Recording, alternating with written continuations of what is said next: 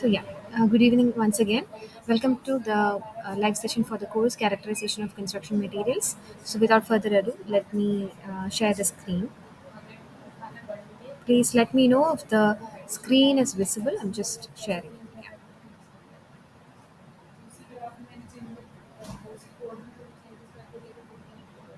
Is the screen visible to all of you?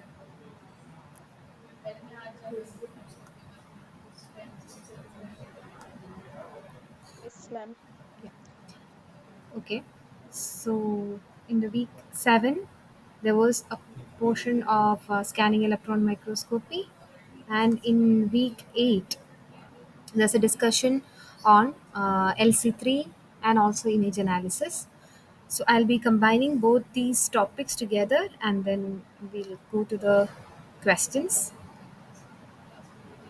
Okay. So I'll discuss once again whatever we were discussing in the last class also because we have to finish it up very fast. Okay. So the question here is dash in the scanning electron microscope ensures that the electrons move by following a pattern on the specimen. So there are different components of a scanning electron microscope, out of which one is capable of moving the electrons in a pattern, following a pattern on the specimen. So what is that equipment or what is that component of the SEM which helps in doing that? Condenser lens, projection lens, scanning coil, and electron gun. Since these questions were discussed already prior in the last class, without wasting too much of time or without waiting too much, I'll go to the next go to the answer. Yes, the correct answer is scanning coil. So after projection lens, it comes scanning coil is here after the magnetic lenses. It helps in scanning the electrons in a particular pattern on the specimen. Now, electron gun definitely it is not because it is a thing which is ejecting the electrons. Moving on to the next question. Name the three major results of the electron interactions with the specimen. So, in scanning electron microscopy, when the electrons are made to interact with the specimen, I'm not telling it passes through the specimen, when it's made to interact with the specimen, three major results are produced, or we take three major interactions. What are the three types of interactions which is useful for us? So, if you want to continue like if, as a starting point I can say it one is a secondary electron. So similarly there are three, totally there are three major results. What are the three results of the electron interactions with the specimen? I'll wait till someone types in the chat box.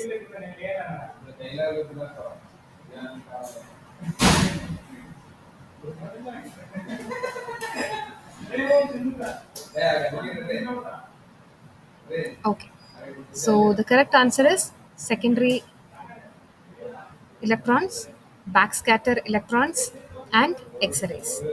So X-rays or EDS, that was okay. So these are the three major interactions with the specimen, interactions of electrons with the specimen. Moving on to the next question. So in scanning electron microscope, the size of the electron beam falling on the specimen is controlled by condenser lens, scanning coil, aperture, or electron gun. What controls the size of the electron beam falling onto the specimen? Condenser lens or scanning coil or aperture or electron gun?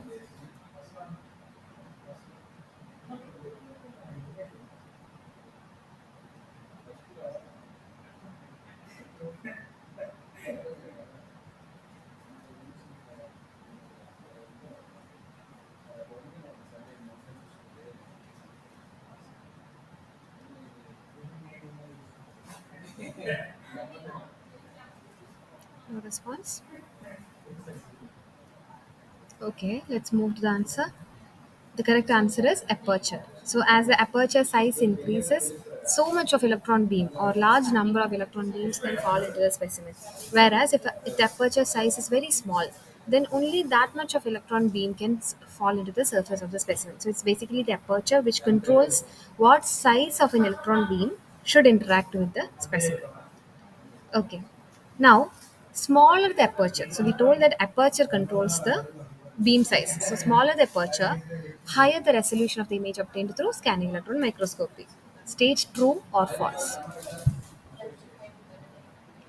So the statement says that smaller the size of the aperture, higher the resolution of the image obtained through scanning electron microscopy. Smita says true. What about others? I think there are 5 or 6 other people also. Please try to answer.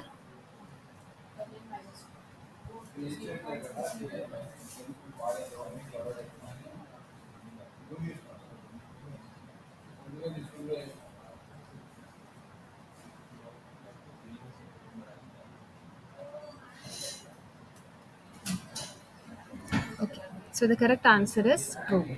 Why? Because see the electron size, if it is a small electron beam, that much small size of information from the specimen surface can be captured. Right. So if it is a very small, if it is very large size electron beam, then that will be the amount of area which is taken for taking the information from the specimen. Whereas if it is a small size, then so too many number of small data can be captured instead of capturing one full data while using a larger electron beam. So smaller the size of the electron beam, it is easier to capture even smaller information from the specimen surface, which implies that the image will have a better resolution. The resolution is how easily can you distinguish between like 2 pixels or something like that, right? How easy, how sharp it is, or how clear it is. So if smaller the size of the electron beam, resolution of the image will be higher. So for the smaller size of an electron beam, we need a smaller aperture. So the correct statement is given here. So the correct answer is true. Let's move to the next question. The Van Alt cap, which controls the electron movement from the filament in an SEM, has dash potential. So electron gun is present to eject the electrons. Also, there is a component known as the Van Alt cap. It controls the electron movement. And what is the potential of that Van Alt cap? Is it a positive potential one or is it a negative potential one? Okay. Uh, Pratiksha and Smita goes with B.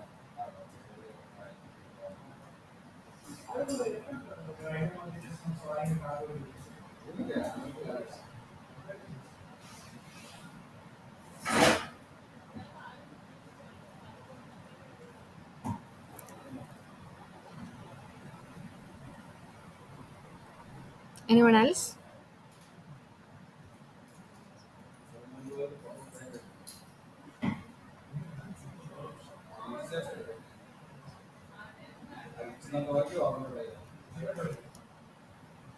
Okay. So the correct answer is B. So if you just think about the process, so this electron gun from here, the electrons are being ejected. So this outer covering is a Van Alt cap. It looks like a cap, right?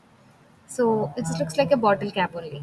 So this cap, suppose it has a positive potential, coming electrons definitely have a negative sign, negative potential. So both of them can get attracted.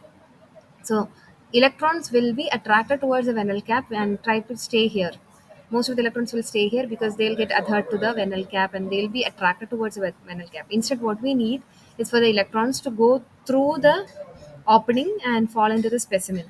So for that to happen, the Van cap needs to have a negative potential so that negative charge of the electron and the negative potential of the Van cap will be opposing each other. So electron will be trying to be far away from the Van cap, so it will stay onto the middle and then it will fall through the opening.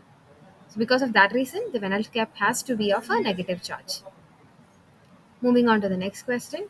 Choose the correct statements from the options below regarding electron microscopes. So first option, in the presence of a magnetic field, the electrons undergo spiral motion. It undergoes a spiral motion. It's not like a straight line, it undergoes a spiral motion. Secondly, electron touches the lenses and gets transmitted through the lenses. Third one, lenses used in electron microscopes are positive elements. Lenses are positive elements. Now, D, focus is controlled manually. So, which are the correct options or correct statements regarding electron microscopes from the given options? So, which are the correct statements from the options below? All the statements are regarding the electron microscopes. Okay, Smita goes with B.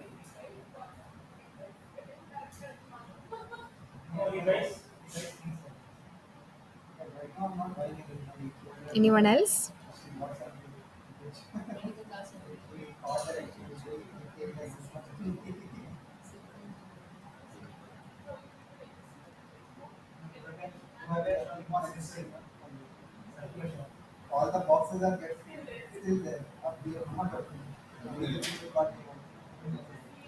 Anyone? Okay. So the correct answers are A and C. So the thing is, focus is, let's go from top, okay. In the presence of magnetic field, electrons undergo spiral motion. That is a correct statement. It doesn't undergo a straight line motion, electrons rotate in the magnetic field. See here, electrons rotate in the magnetic field. So the correct answer, so A is a correct answer, correct statement. What about B? Electrons touch the lenses and get transmitted through them. So the first option here says that electrons don't touch the lens. So the B statement is unfortunately false. Now, what about C?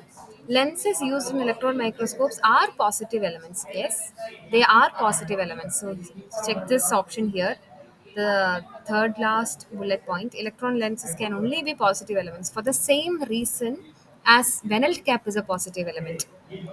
We don't want the electrons to be attracted towards the lenses and be staying there. Instead, what we want is for the electrons to go through the openings and then reach the specimens. So electron lenses can be positive, should be positive elements. The last one is focus is controlled manually. No, that is not correct. So here, it's said that focus and magnification are controlled electronically. We do not need to apply a manual focus onto the electron microscopes. So the correct answers are option A and option C. Okay, I hope that is clear. And those who doesn't know or those who were confused, please stay corrected about the options. Let's move to the next one. Faraday cage. Sorry, there is a spelling mistake over here. It's used to detect the dash in SEM. Faraday cage is used to detect secondary electrons, backscattered electrons, X-rays, or Auger electrons. What are the type of electrons or type of interactions which are captured by the Faraday cage in cell? Okay, so Rituja goes with B and Pratiksha goes with A. I'll give a few more seconds for others to respond.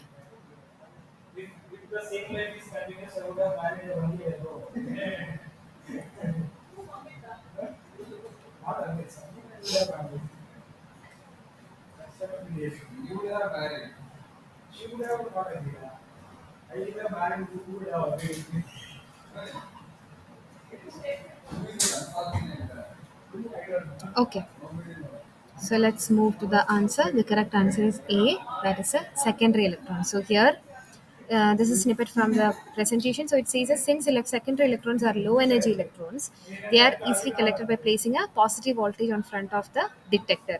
So detector is a Faraday cage. They have to keep a positive voltage so that all the secondary electrons will be attracted towards the Faraday cage. This is the case of a secondary electron. So Faraday cage is used to detect the presence of secondary electrons in scanning electron microscopy. So the correct answer is option A, secondary electrons. Let's move to the next question. Though backscattering increases with the atomic number of the specimen material, beyond a certain point, this effect is not seen. Why so? So, if you have five different specimens, and the fifth specimen is having a highest of the atomic number, then the backscattering will be more for that particular specimen. That is what the first part of the statement says. Though the backscattering increases with the atomic number of the specimen material, beyond a certain point, this effect is not seen. What must be the reason?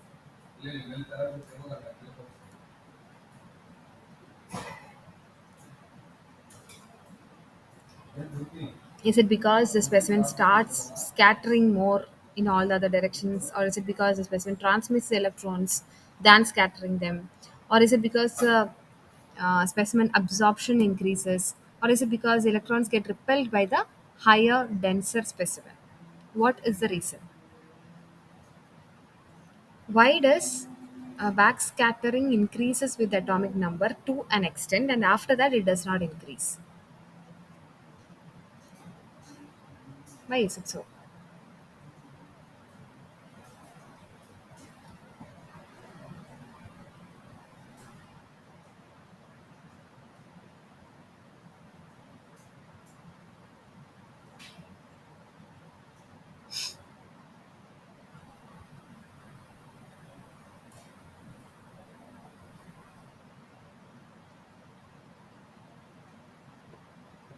I'll wait until someone is responding in the chat box.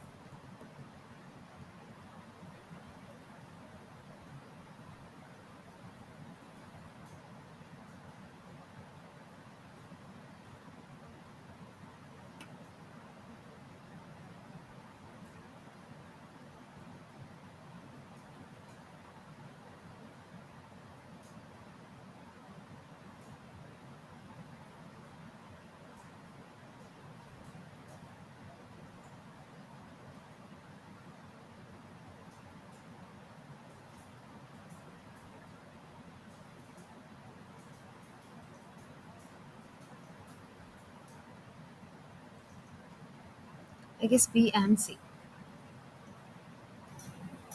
Okay. So the correct answer is option C. It's not because the electrons are being transmitted per se. For that, another characteristics of the specimens has to be measured. It's actually because as the density increases, the most more high chance that the specimens can absorb more of the electrons. So here, as you can see, as atomic weight increases, this is amount of backscattering. It keep on increasing, but then it finds the it's a constant plateau form. It doesn't increase much. So this is because the specimen starts absorbing more and more electrons when the atomic number of the specimen increases. Okay, let's move to the next one. Shorter working distance is okay. This class is already there. So let's move to another one. Okay. So anyway, it's a glitch from my end. The answer is already there, but so let's move forward with the question and we'll discuss and then try to find out like how this answer we have reached into. Please read the question. It is to find out the weight percentage and atomic percentage of oxygen in Portlandite. Okay. So the correct answer is option D. The weight percentage is 43.24 and the atomic percentage is 40. So can someone unmute and share with us like how the weight percentage is calculated and how the atomic percentage is calculated?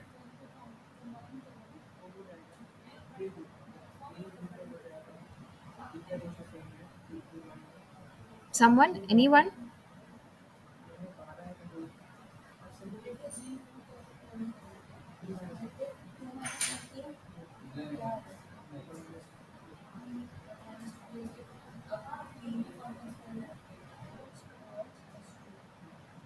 I'm waiting for someone to unmute.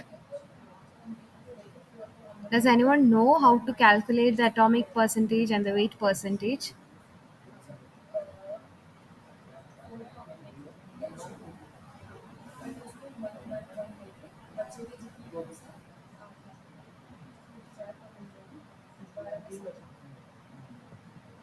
Anyone?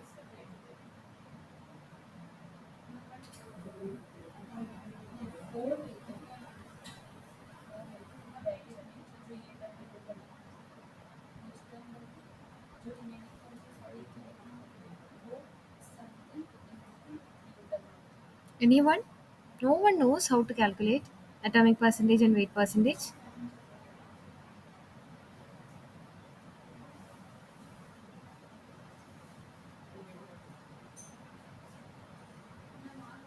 What about Smita? Can you just unmute, please?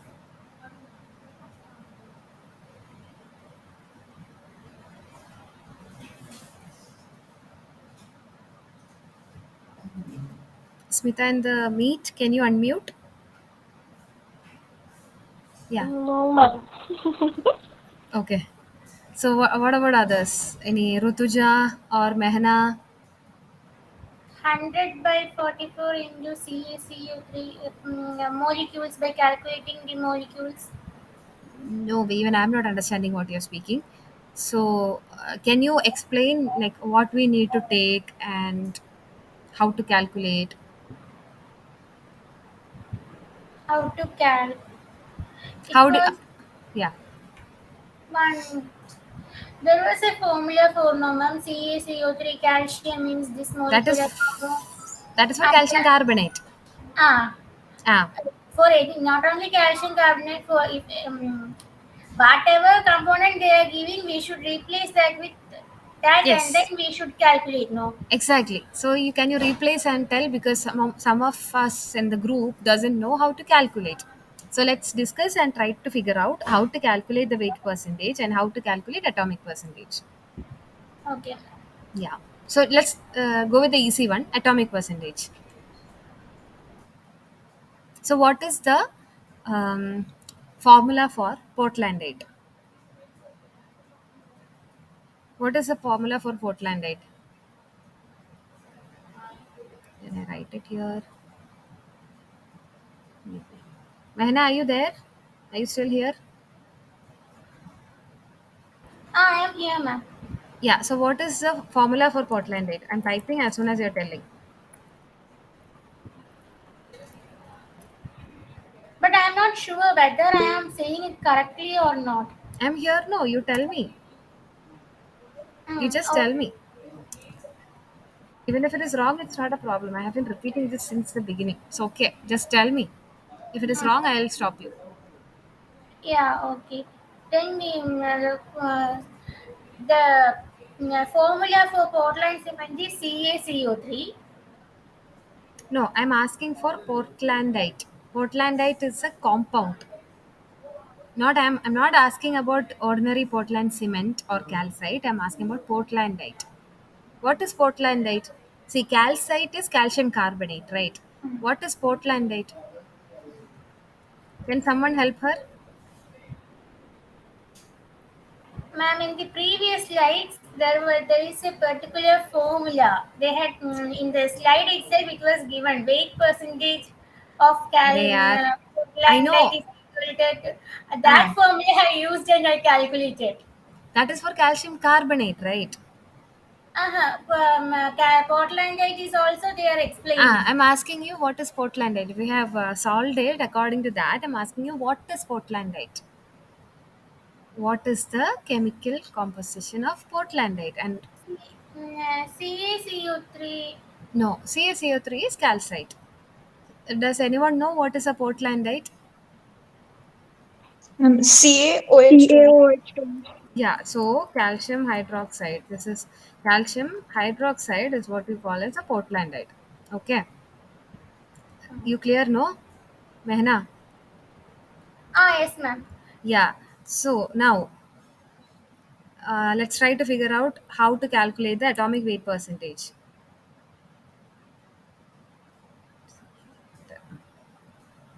Now, what is the uh, number of atoms of oxygen in Portlandite? How much is there?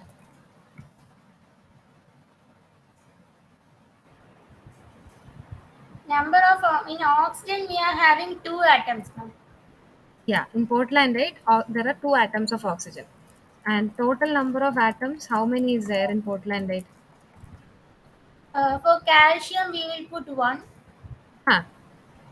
Oxygen two here it is. Yeah. Hydrogen will also go for two because OH twice no. Yeah. So the total number is five. Yeah. Right. Fine. So oxygen you have two atoms, or totally you have five atoms, out of which oxygen there are two atoms. So atomic percentages, Atomic percentage will be 2 divided by 5 into percentage 100. yeah. So that is 40 percentage. I hope that is clear for everyone. So portlandite is calcium hydroxide. Number of atoms of oxygen in portlandite is 2. Total number of atoms in portlandite is 5. So atomic percentage is 2 by 5 into 100. That is 40 percentage. If I ask you now, what is the atomic percentage of calcium in portlandite? How will you find out? Then we will use that particular number of that atom alone. Which is, in case of calcium, Calcium, it will be 1. it will be 1. So if I ask you about hydrogen, it will be again 2. 2. Number of Because atoms 2 of is hydrogen. extra. No. Yeah. So atomic percentage is 40 percentage. So here, that is how atomic percentage 40 percentage is the right answer. Now, how to find the weight percentage?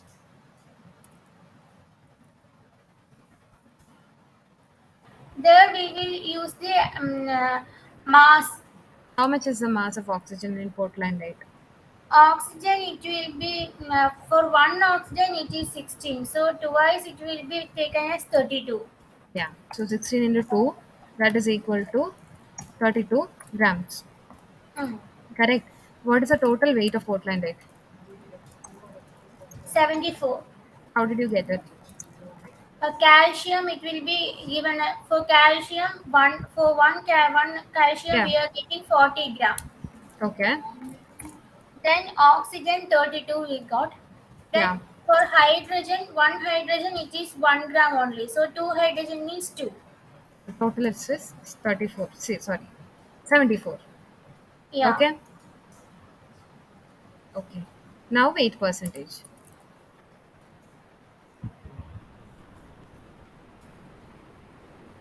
How much is the weight percentage now?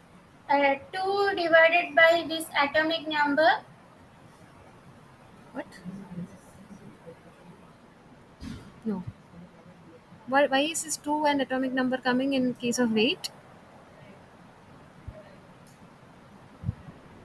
Ma'am, How did you find the weight percentage? Not the atomic percentage. Weight percentage.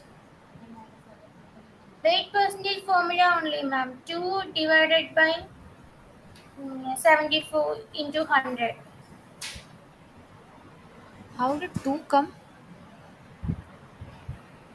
It was in that formula. No, actually, weight percentage meaning how much percentage of oxygen is present in portlandite.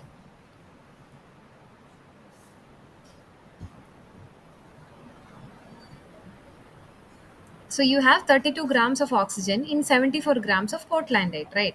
Mm. Yeah. So you have to calculate like 32 by 74 into 100, which is 43.24. Mm. That's all. Mm. Simple. Okay. So please be careful about finding the amount of, or finding the weight percentage and atomic percentage of every atom in a particular compound. For that, you should know what portlandite is, what calcite is. Okay, calcite is calcium carbonate, portlandite is calcium hydroxide. So even if you know how to calculate both weight percentage and atomic percentage, if you don't know what is a portlandite, you will not even be able to start. So portlandite, the word is being used frequently throughout the lectures, right? So you have to understand what a portlandite is. Portlandite is calcium hydroxide. Its formula is calcium OH OH twice. I hope that is clear for all. So let's move to the next question. The brightest hydration product observed during backscattered electron imaging is dash. The brightest hydration product observed during the backscattered electron imaging.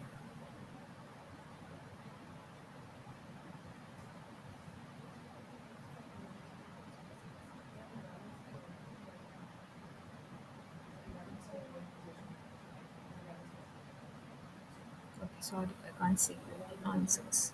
Anyone answer till now? Okay, Pratiksha and Smita goes with B. Why B? Any explanation? Pratiksha or Smita? Why is it B? There has to be some justification, right? Pratiksha, can you unmute? Yes, ma'am. Yeah, please. Why did you choose B? I'm just heard in the lecture, sir has told. Yeah, why sir told that it is C for AF? Any idea?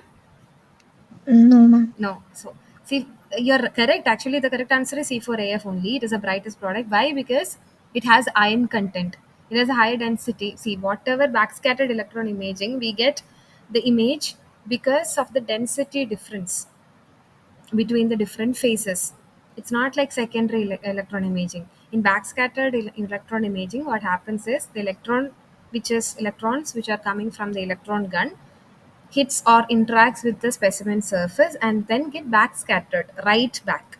Okay, so if it is a pore, it will not be able to hit and go back, because, or it will not be able to scatter back because it doesn't have any density. Pore, it is vacuum, or pore is like a void, right? So it does not contain any denser material, so it appears black. Whereas if you have a little bit denser material, then it hits and goes, then it will be in a gray color. In the case of C4AF, it has a higher density because iron is present. C4AF has iron, right? F is there.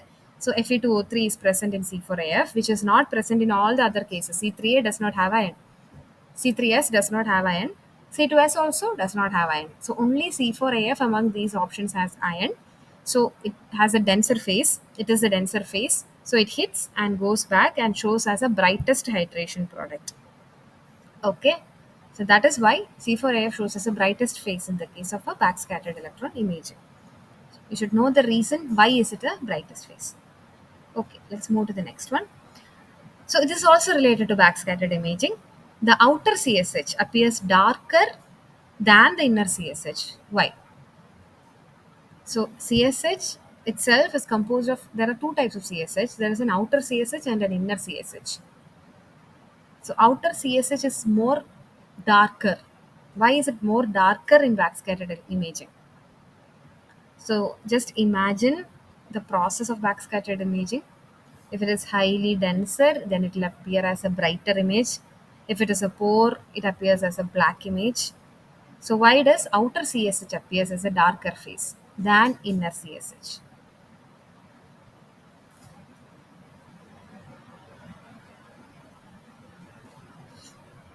Anyone? Is it because inner CSH has more iron content? Is it the reason? Or outer CSH has lesser porosity? Or inner CSH has lesser iron content? Or outer CSH has higher porosity? What is the reason?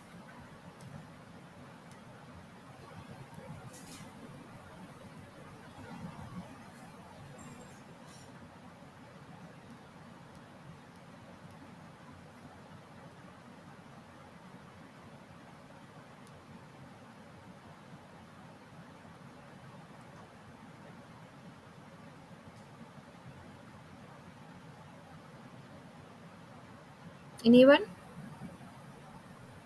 Smita, what happened? Okay, let's move to the answer. The correct answer is D. Okay, let's see each option. Inner CSH has more iron content. Clearly no. So what is CSH? It has calcium silicate hydrate. Where is iron content here? So no. Now outer CSH has lesser porosity. So if the outer CSH has lesser porosity, then outer CSH must be the denser phase.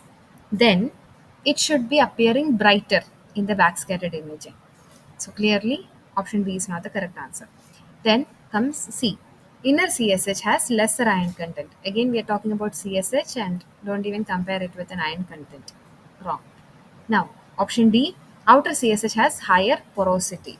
So let's see this option, CSH having higher porosity. Or outer CSH, if it has a higher porosity, then in the backscattered electron imaging, outer CSH must be appearing darker. Yes, that is a question, right? Outer CSH appearing darker because it has a more porosity than inner CSH.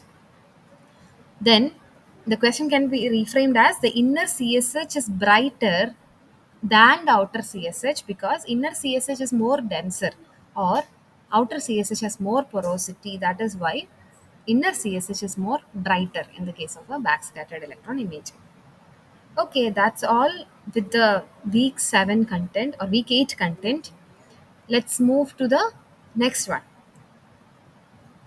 Okay, so this is another one for the week 9, where there is a few discussions on LC3 binders, also image analysis. So, yeah.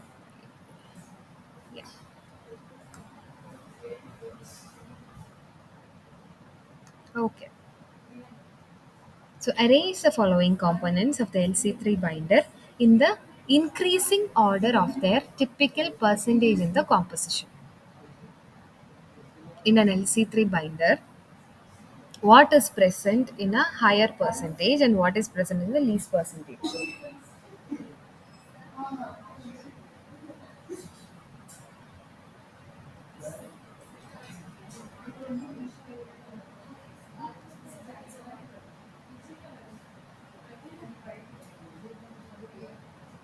Okay. Gypsum, then limestone, then calcine clay, and largest is clinker. Okay. So what about others? Okay. Pratiksha also goes with C. Anyone else?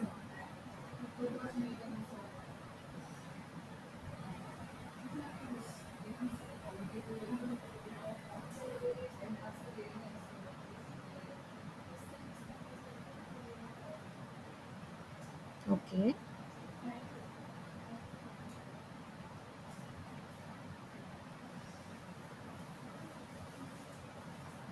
Okay, let's move to the answer. The correct answer is option C. So this is a case of LC3. Out of this, least is gypsum, about only 5 percentage. Then comes limestone, about 15 percentage. Double the amount of limestone is calcine clay, that is about 30 percentage. And the largest is clinker, that is about 50 percentage.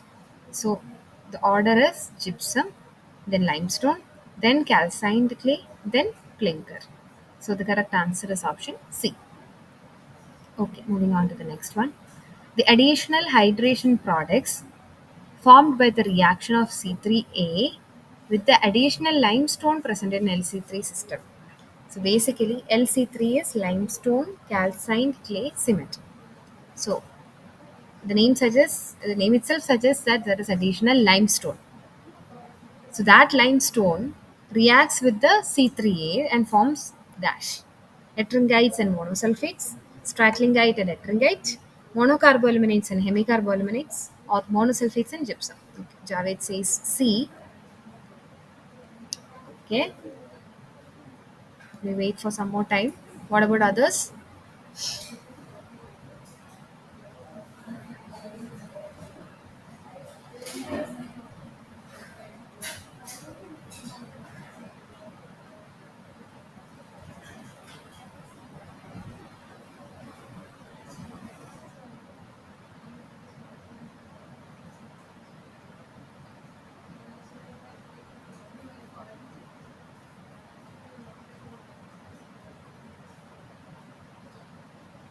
Ratuja goes with B.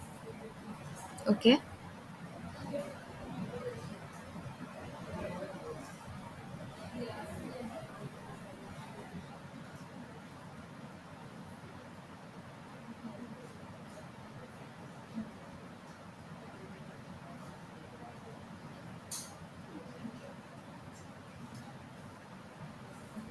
Anyone else?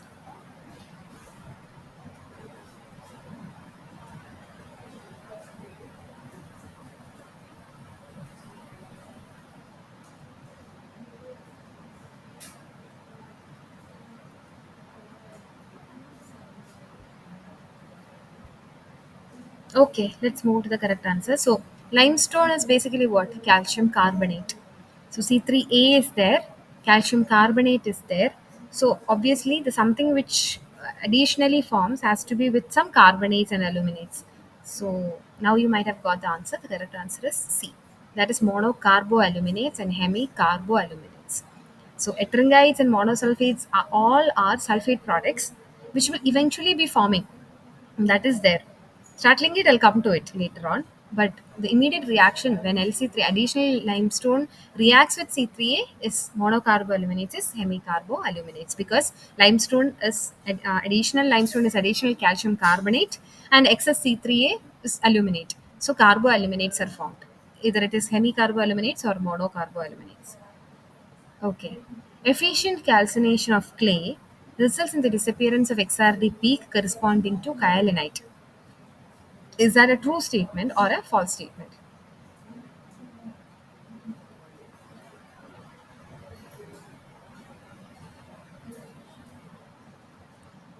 Efficient calcination of clay results in the disappearance of kyalinite peak from the XRD diffractogram, X-ray diffractogram. Is that a true statement or a false statement? Anyone?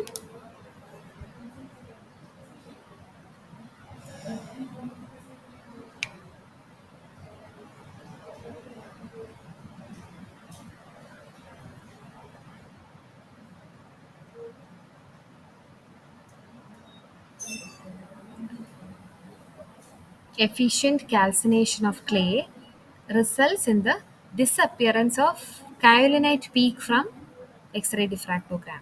Okay, let's move to the answer.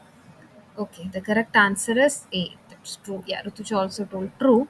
So if you see here, calcined clay is red one and the raw clay is the black one or the blue one, this one. So it has got a peak over here, a peak over here, close to 25 and close to 12, 13, like that. Yeah. So this peak are corresponding to the peaks of kyalinite. So such, if you can see here, these peaks are not present. All the other peaks are there, but these particular peaks are not there. That is because calcination of the clay has removed kyalinite from the equation. So kyalinite will not be there after calcination of the clay. So let's move to the next one. Class F fly ash consumes more portlandite in a cementitious binder system compared to the equal amount of calcined clay. State true or false.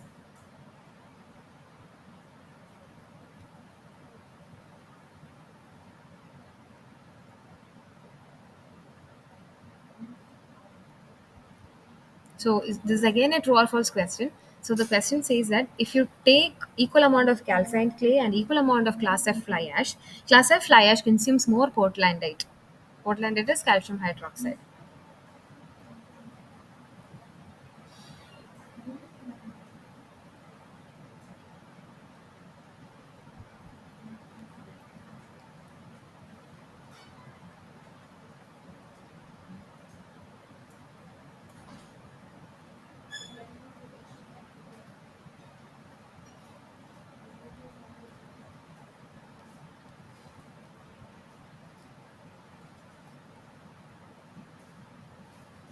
Okay, Smita says B. What about others? So basically, what Smita says is that calcined clay consumes more portlandite than class F fly ash.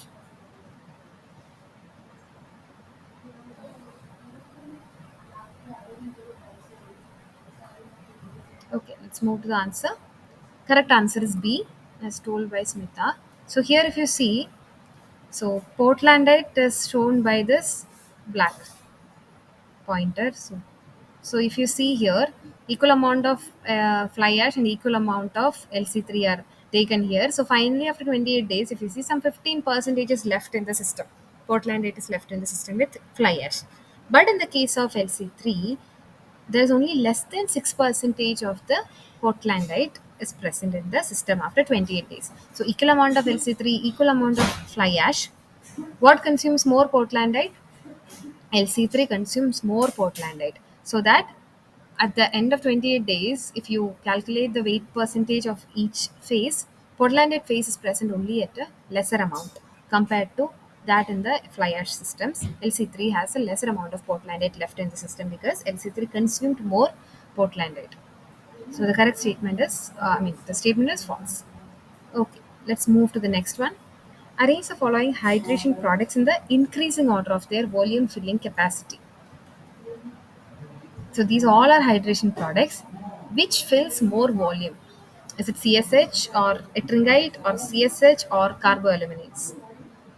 And then choose what is the option, ettringite less than carboaluminates less than CSH, or CSH carboaluminates ettringite, or carboaluminates ettringite CSH, or ettringite CSH carboaluminates. So one hint is that you should always look into their density. So density is mass by volume. So if you have a less denser phase, then it occupies more volume. Okay, being the mass same. So if you take a feather or cotton, and if you take iron material, obviously iron has a higher density. So if you take equal mass of both, then more volume will be covered by the feather or the cotton than the iron. Iron can cover only little bit of a space with this equal mass.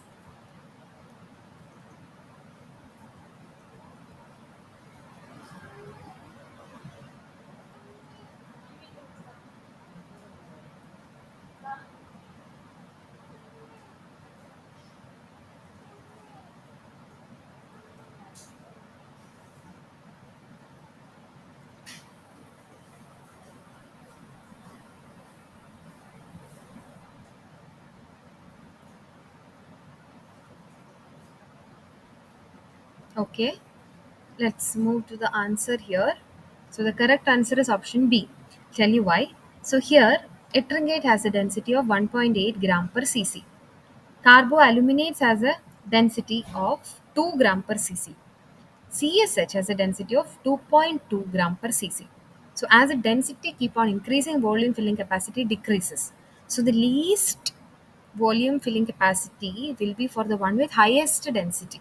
So which is here CSH. So CSH here, here. And then comes carboaluminate, then ettringite. So the correct order is CSH less than, carboaluminates less than ettringite.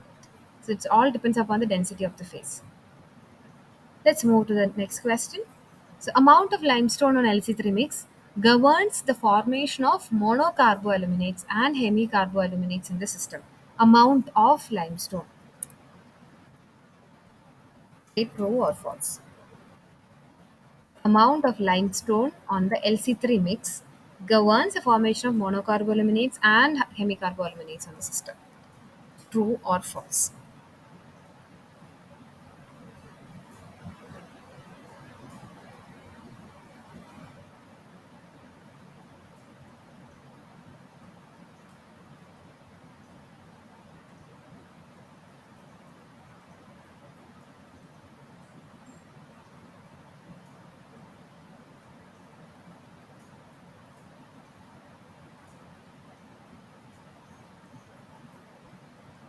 Okay, Pratiksha goes with true. Others?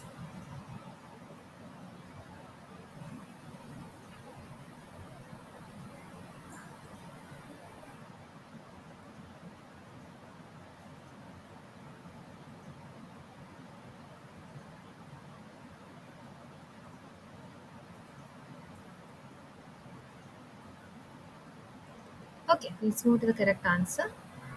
Correct answer is A. So, in the first question, we discussed that when you have additional limestone and it reacts with C3A to form monocarboaluminate and hemicarboaluminate. If you have too much of limestone, then always it's a monocarboaluminate which forms. If you have not that much, then some of monocarboaluminates and some are hemicarboaluminates. So, definitely, amount of limestone governs what is formed. Is it like the hemicarboaluminates or the monocarboaluminates? So the correct statement is true. Move to the correct. Let's move to the next question. The alumina to silica ratio in stratlingite is dash. So this is basically a straightforward question, nothing to explain. So stratlingite is a calcium aluminosilicate hydrate phase. So what is the ratio of alumina to silica? Okay, so Rituja and Pratiksha went with D. Yeah, the correct answer is D. It is CaSH, and alumina to silica is uh, same one. And in XRB, where does the initial peak of Stratling forms?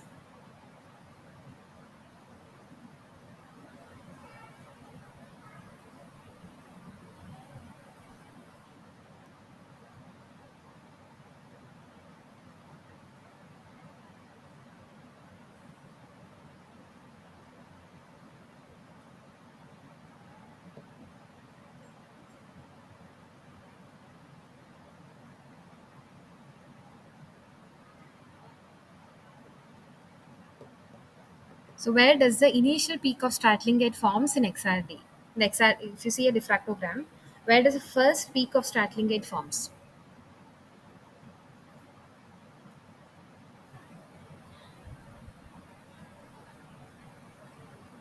Okay.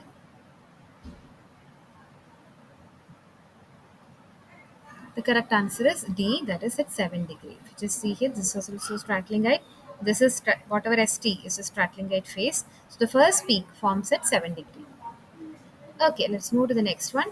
In LC3 systems, as the curing temperature increases, Portlandite consumption increases. True or false?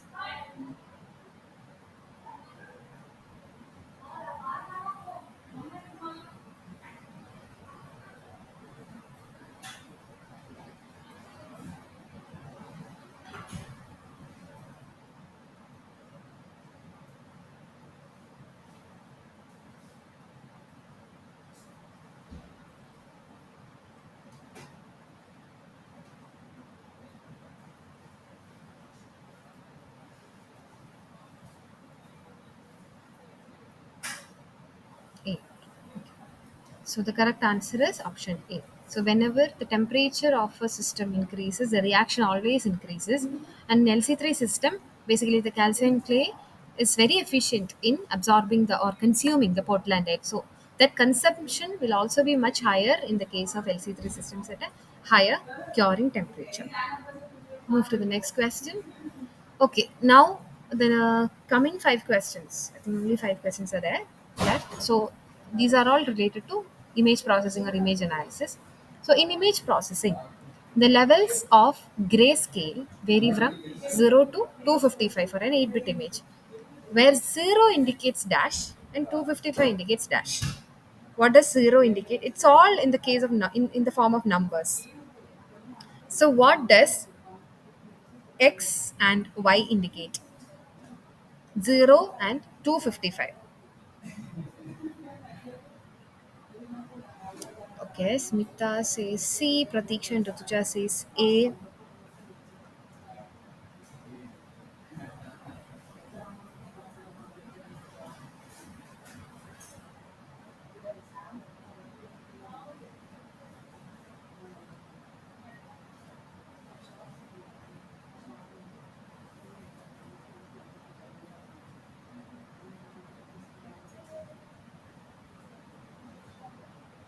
Anyone else? What about others?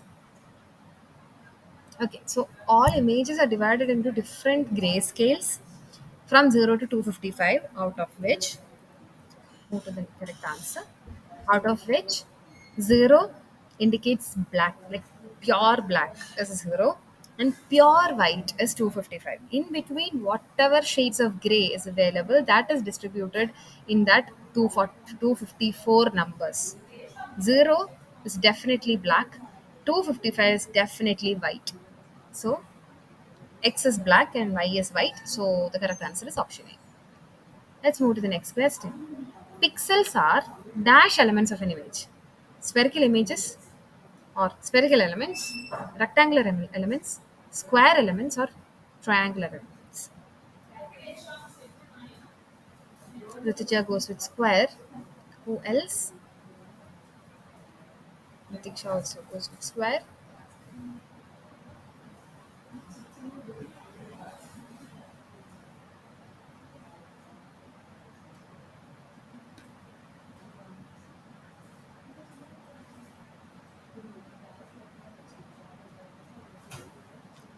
Others, please respond. What are pixels? Are they spherical images or mm, are they like rectangular images? Are they square images or triangular images? Triangular elements of an image.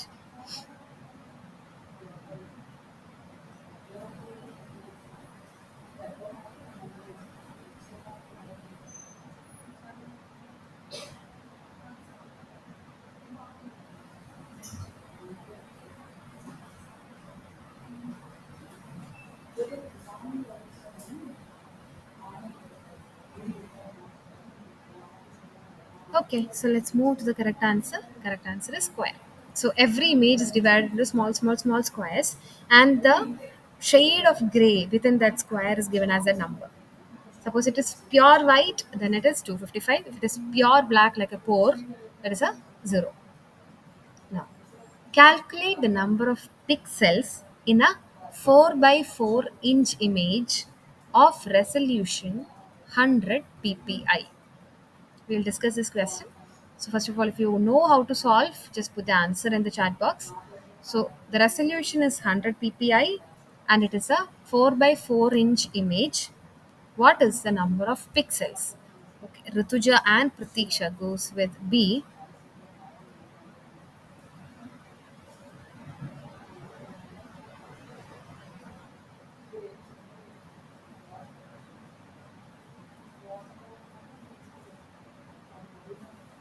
And answer goes with B. Okay. So how do we solve it? Suppose this is our image, 4 by 4 inch image. Suppose this each box is an inch. So 1 inch, 1 inch, 1 inch, 1 inch. Similarly, this also. So that is a 4 by 4 inch. 100 ppa is 100 pixels per inch. So this is 100, 100, 100, 100. So 400. Like that 400 in this direction also. So 400 into 400. That is 1,60,000. So I hope that is clear. So 4 by 4 inch. Each is 100. So 400 by 400. That is 16,000. Okay, let's move to the next one. Pixel depth is the dash. Resolution of the digital image, distance between two pixels in a 2D image, number of bits of information per pixel, distance between two voxels in a 3D image. What is a pixel depth?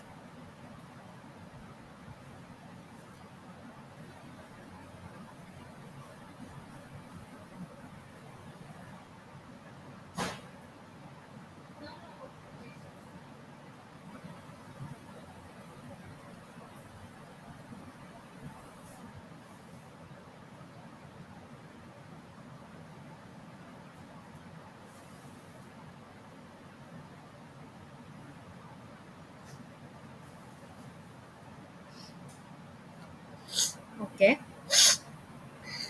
Number of bits of information per pixel. That's what Pratiksha says. What about others? What is a bit pixel depth?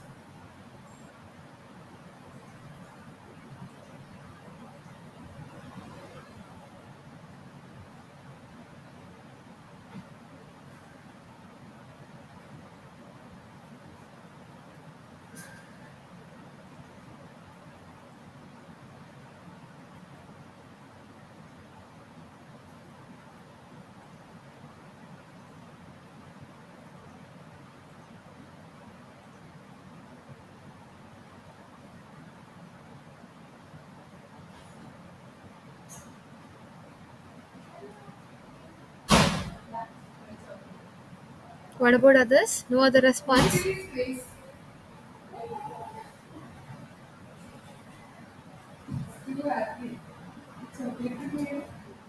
Okay, let's move to the correct answer. The correct answer is option C. So it is a number of bits of information per pixel. One pixel, how much number of bits of information can be contained? That is a pixel depth. So if that is the case, then calculate the number of possible values for a pixel with a bit depth of 10. If the bit depth is 10, what are the possible values? How many possible values can be there for a pixel? 10 power 2, 2 power 10, 10 into 10, or 10 power 10. Okay, so I think that answer came very fast. So that is a 2 power 10. That is the correct answer. So that's all with the image analysis. Thank you. Let me stop sharing the screen. Yes. Okay.